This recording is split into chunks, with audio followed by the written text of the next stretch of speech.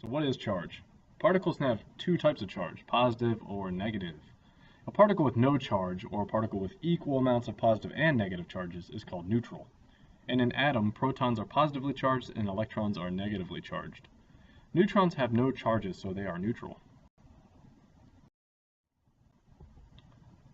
Charge interactions are probably something you've learned about before. You've probably learned that opposites attract and like charges repel.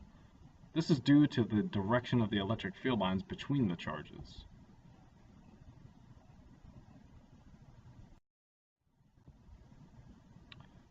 Protons and neutrons are located inside the nucleus of an atom, which is the cluster of blue and orange dots in the picture to the right here.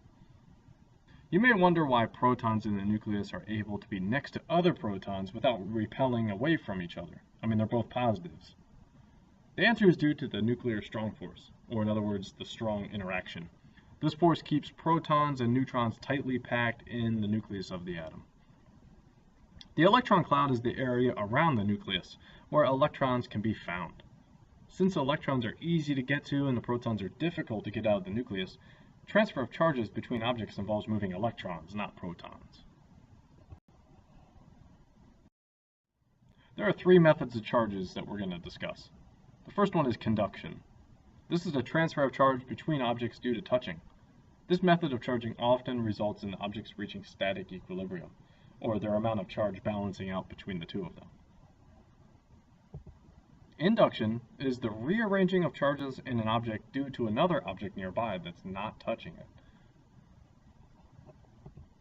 And charging by friction involves the transfer of charge when two objects rub together. Like if you rub your feet on carpet and touch somebody, sometimes you can shock them. Grounding is the process of removing the excess charge on an object by means of the transfer of electrons or charge between it and another object. This basically means that when an object has many excess electrons, it can become grounded with another object to get rid of those excess electrons.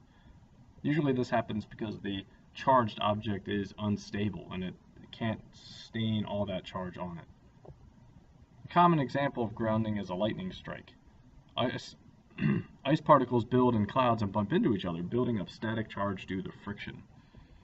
When the excess charge is large enough, a bolt of lightning strikes to Earth to get rid of the excess charge. Thanks for watching. Remember to take the Edmodo questions and complete them, and bring your notes with you to class next time to help in on the note quiz. Thanks for watching.